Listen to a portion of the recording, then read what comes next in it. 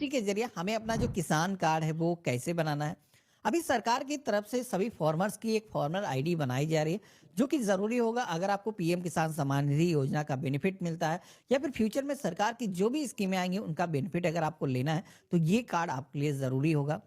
तो यहाँ पर आपको कार्ड को बनाने का मैं पूरा एंटायर प्रोसेस दिखाने वाला हूँ। तो वीडियो के डिस्क्रिप्शन में पिन कमेंट के अंदर किसान कार्ड को बनाने के लिए जो ऑफिशियल वेबसाइट है upfr.agristate.gov.in क्लिक करोगे तो आप सभी के सामने सेम इंटरफेस आ जाएगा। अब यहाँ पर जैसे कि मैं आपको बताने वाला हूँ कि सीएससी के जरिए कैसे आपको एक नए फार्मर का रजिस्ट्रेशन करना है, उसका किसान कार्ड कैसे बनाना है। तो इसके लिए आपको ऑप्शन दिया गया है लॉग इन विद सीएससी का। आप इस ऑप्शन पे क्लिक करोगे तो यहाँ पर आप सभी से सीएससी का जो यूजर आईडी पासवर्ड है वो आपको दर्ज करने के लिए बोला जाएगा। तो यहाँ पर हमने फिल किया है, ये जो कैप्चा कोड दिखाया गया है इसको सेम दर्ज करेंगे और साइन इन के ऑप्शन पे क्लिक करेंगे।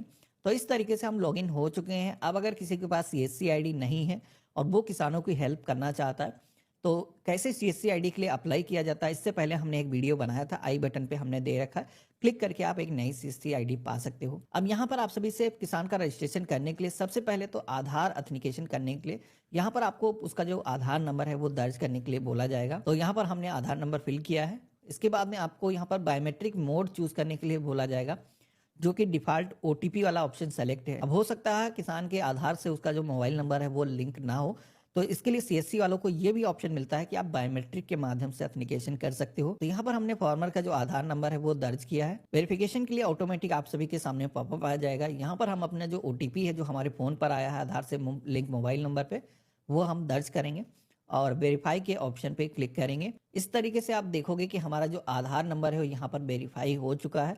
नीचे की तरफ दूसरा सेक्शन आया है जहां पर आपको अपनी जो कॉन्टेक्ट डिटेल है वो यहाँ पर अपडेट करना है, जिसमें कि किसान का जो मोबाइल नंबर है यहाँ पर आपको फिल करना है। जैसे हमने मोबाइल नंबर फिल किया है तो ऑटोमेटिक इसको वेरीफाई करने के लिए पॉपअप आ चुका है, जहां पर हमारे फोन पर जो ओटीपी आया है उसको हमें दर्ज करना है और वेरीफाई के टैब पे क्लिक करना है। तो इस तरीके से आप देखोगे कि हमारा जो मोबाइल नंबर है यहाँ पर वेरीफाई हो चुका है। अगर किसान के पास में ईमेल आईडी नहीं है तो इसको आप स्किप कर सकते हो, छोड़ सकते हो, ये ऑप्शनल है। अब यहाँ पर आप देखोगे कि फॉर्मर डिटेल के सेक्शन में जैसे कि हमने आधार के जरिए ऑथेंटिकेशन किया था, तो आधार के जरिए पूरा डेटा यहाँ पर फेच होकर के आ चुका है, जिसमें कि किसान का नाम, उसकी डेट ऑफ बर्थ, ये सारी डिटेल यहाँ पर दिखाई गई हैं।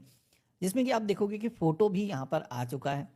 अब जो भी चीज़ें पहले से यहाँ पर सेलेक्ट नहीं है उनमें आपको यहाँ पर सिलेक्शन करना है। जैसे कि कास्ट यहाँ पर नहीं सेलेक्ट है, तो जैसे कि यहाँ पर एससी एसटी ओबीसी जिस भी कैटेगरी से आप आते हो चूज करना है। और इसके बाद में यहाँ पर पेज में आपको नीचे की तरफ आना है, तो आप देखोगे कि आपके आधार कार्ड पर जो भी एड्रेस है वो भी यहाँ पर ऑटोमेटिक फेच होकर के आ चुका है। जिसमें कि अगर कोई एड्रेस में करेक्शन करना है, जैसे कि आधार कार्ड पर कुछ एड्रेस डिफरेंट था तो उसको आप यहाँ पर चेंज कर सकते हो, लेकिन यहाँ पर आपका जो स्टेट है वो चेंज नहीं होना चाहिए। बाकी की सारी डिटेल आप चेंज कर सकते हो। तो जैसे कि हमने डिस्ट्रिक्ट चूज किया है, सब डिस्ट्रिक्ट यहाँ पर हम सेलेक्ट करेंगे और विलेज के सेक्शन में आना है। किसान के गाँव का जो नाम है इस ड्रॉप डाउन से आपको सेलेक्ट कर लेना है। अगला ऑप्शन मिलता है पिन कोड को दर्ज करने का।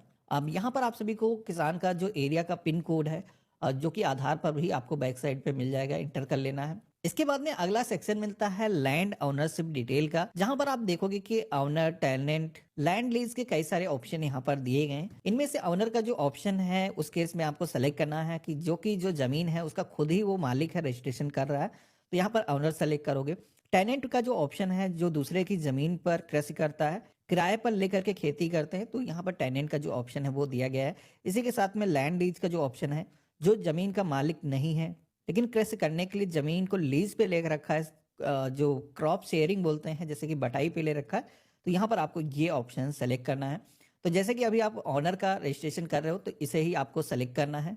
इसके बाद में अगला ऑप्शन मिलता है ऑक्यूपेशन का, जहाँ पर ये जो जमीन है खुद की जमीन हो, इस पे वो कृषि करता है, तो यहाँ पर लैंड ओनिंग फार्मर का जो ऑप्शन है वो सेलेक्ट कर देना है। इसके बाद में अगला ऑप्शन मिलता है जहां पर आपको अपने जमीन के जो रिकॉर्ड हैं वो यहाँ पर एंटर करने हैं। इसके लिए आप सभी को सबसे पहले तो फेच लैंड डिटेल के ऑप्शन पे क्लिक करना है। तो आप सभी के सामने एक पॉपअप आएगा। अब यहाँ पर आप देखोगे कि जो एड्रेस सेलेक्ट करने के लिए बोला गया है, तो जहां पर जो आपकी जमीन है, जैसे कि खतौनी में जिस गांव की खतौनी निकलती है, तो उसी के हिसाब से आपको यहाँ पर सिलेक्शन करना है। तो जैसे कि हमने अपना जो डिस्ट्रिक्ट है वो चूज किया है, सब डिस्ट्रिक्ट के सेक्शन में आकर के यहाँ पर तहसील के सेक्शन में अपने तहसील का जो नेम है सेलेक्ट करेंगे और विलेज के सेक्शन में आना है। यहाँ पर आपको अपने गांव का जो नाम है सेलेक्ट कर लेना है। विलेज को सेलेक्ट करने के बाद में अगला ऑप्शन मिलता है सर्वे नंबर को यहाँ पर इंटर करने का। अब ये जो नंबर है जब आप इंटर करोगे तभी यहाँ पर आपकी जो जमीन की डिटेल्स हैं वो फेच होकर के आएंगी। अब यहाँ पर बहुत सारे लोगों के कमेंट में देखता हूँ यहीं पर आकर के लोग अटक जाते हैं। इसके अंदर आपको क्या डिटेल दर्ज करना है तो आपको बता दूं कि यहाँ पर आप सभी का जो गाटा संख्या होता है, जो खसरा संख्या होता है, वो आपको यहाँ पर दर्ज करना है, जो कि आपकी खतौनी अगर आपके पास रखी है तो वो उस पर आपको देखने को मिल जाएगा।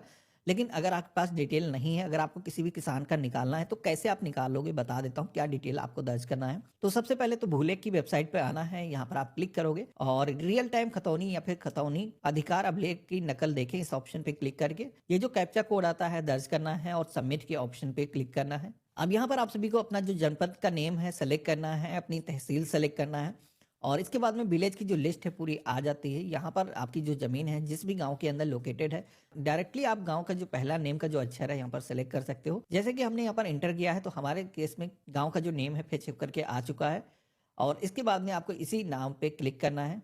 तो अब आप देखोगे कि हमारे सामने एक सर्च बॉक्स आ चुका है जहां पर पहला सेक्शन दिया गया है खसरा संख्या गाटा संख्या का। तो अगर आपके पास में खतौनी नंबर है, आपको चेक करना है कि आपकी जो डिटेल्स हैं वो करंट में क्या है।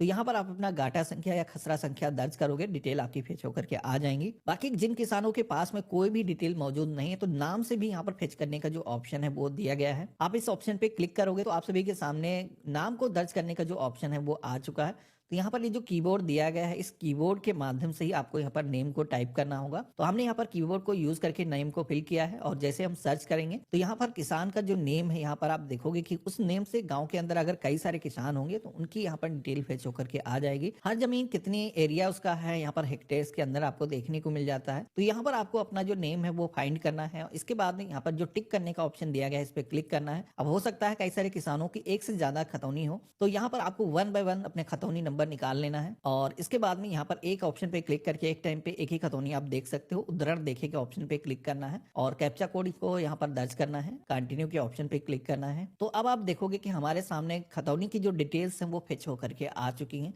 अब मेरे केस में 1095 जो यहाँ पर नंबर दिखाया गया है ये गाटा संख्या है, खसरा संख्या है। तो ये जो गाटा संख्या हमें जो खतौनी पे दिखाई गई इसको हमने कॉपी किया है और सर्वे नंबर के सेक्शन में आकर के हमने दर्ज किया है और जैसे हमने सबमिट के ऑप्शन पे क्लिक किया है तो आप यहाँ पर देखोगे सब सर्वे नंबर भी यहाँ पर दर्ज करने के लिए बोला जा रहा है। अब आप सभी के पास में सब सर्वे नंबर होगा नहीं तो इसके लिए आपको रिपीट दोबारा से यही नंबर दर्ज कर देना है और यहाँ पर आप क्लिक करोगे तो आप देखोगे कि यहाँ पर जो भी नंबर आप सर्वे नंबर दर्ज किए होंगे उसमें जितने भी फार्मर होंगे जैसे कि पैतृक जमीन है तो उनके जो नेम है यहाँ पर आ जाते हैं। अब यहाँ पर आपको जिस भी किसान का अभी आप रजिस्ट्रेशन कर रहे हो नेम को चूज करना है। अब यहाँ पर नीचे की तरफ देखोगे तो हमारे सामने सर्वे नंबर यहाँ पर फेच होकर के आ चुके हैं। तो यहाँ पर आपको जितनी जमीन उस किसान की है सेलेक्ट करना है और सबमिट के ऑप्शन पे क्लिक करना है। तो इस तरीके से हमने एक खतौनी की जो डिटेल्स है अभी दर्ज कर ली है। इसके बाद में हमें वेरीफाई ऑल लैंड के ऑप्शन पे क्लिक करना है। तो यहाँ पर आप देखोगे कि हमारी जो जमीन है उसका टोटल एरिया क्या है, दोनों खेत की जो जमीन है मिला करके उसका टोटल अब एरिया क्या हो रहा है। यहाँ पर आप किस कैटेगरी के अंदर आते हो तो यहाँ पर आप देखोगे मार्जिनल के सेक्शन में यानी कि मध्यम वर्गीय आप किसान हो। यहाँ पर आपने टोटल 2 गाटा संख्या दर्ज की है।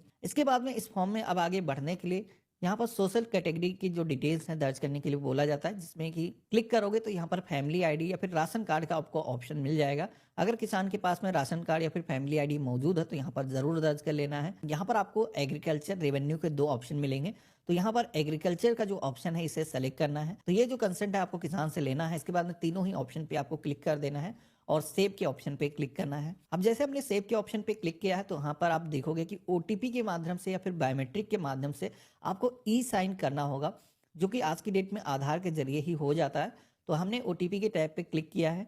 प्रोसीड टू ई साइन के ऑप्शन पे हम जैसे क्लिक करेंगे तो हमारे सामने ई हस्ताक्षर की जो वेबसाइट है वो आ जाती है, जहां पर आप अपना जो आधार नंबर है वो दर्ज करोगे। ओटीपी वाला जो ऑप्शन है आपको सेलेक्ट करना है और सेंड ओटीपी की टैब पे क्लिक करना है। फोन पर एक ओटीपी को सेंड किया गया जो कि हम दर्ज करेंगे। टर्म एंड कंडीशंस हैं उनको आपको एक्सेप्ट करना होगा और यहाँ पर आपको सबमिट के ऑप्शन पे क्लिक करना है। तो इस तरीके से आप देखोगे कि हमने ई साइन भी कंप्लीट कर लिया है। यहाँ पर किसान का जो रजिस्ट्रेशन है वो पूरी तरीके से कंप्लीट हो चुका है। लेकिन अभी आप सभी को रिसिप्ट डाउनलोड करने के लिए यहाँ पर फीस का जो पेमेंट है वो करना है, जिसमें कि यहाँ पर आप देखोगे कि 15 रुपीज़ यहाँ पर कस्टमर से बताया गया है चार्ज करना है और यहाँ पर 5 रुपीज़ यहाँ पर आप सभी को जो वॉलेट अमाउंट है वो डिडक्ट होगा, यानी कि 10 रुपये का गवर्नमेंट की तरफ से यहाँ पर मार्जिन दिया जा रहा है। आप सभी का जो पासवर्ड है वो आपको यहाँ पर दर्ज करना है और वैलिडेट के ऑप्शन पे क्लिक करना है। यहाँ पर आप सभी को वॉलेट का जो सिक्योरिटी पिन है वो भी दर्ज करने के लिए बोला जाएगा, आप दर्ज करोगे। तो इतना करते ही आप देखोगे कि हमारे सामने कस्टमर की जो एनरोलमेंट आईडी है वो जनरेट होकर के आ चुकी है, जो कि ऑफिसर्स होंगे इसको रिव्यू करेंगे। उसके बाद में आपके अब कार्ड का जो अप्रूवल है वो मिल जाएगा। ये जो फॉर्म आपको जनरेट हुआ है डाउनलोड पीडीएफ का, इस पे क्लिक करके ये जो फॉर्म है आपको डाउनलोड कर लेना है, इसको प्रिंट करके आपको कस्टमर को दे देना है। बाकी कभी भी आपको अपने किसान कार्ड की जो एप्लीकेशन है उसका स्टेटस अगर आपको चेक करना है तो होम पेज पर आप आओगे तो इसका जो स्टेटस है वो चेक करने का ऑप्शन आपको मिल जाता है। तो इस तरीके से आप देखोगे कि हम एक फार्मर का जो किसान कार्ड है वो सीएससी के जरिए बना सकते हैं।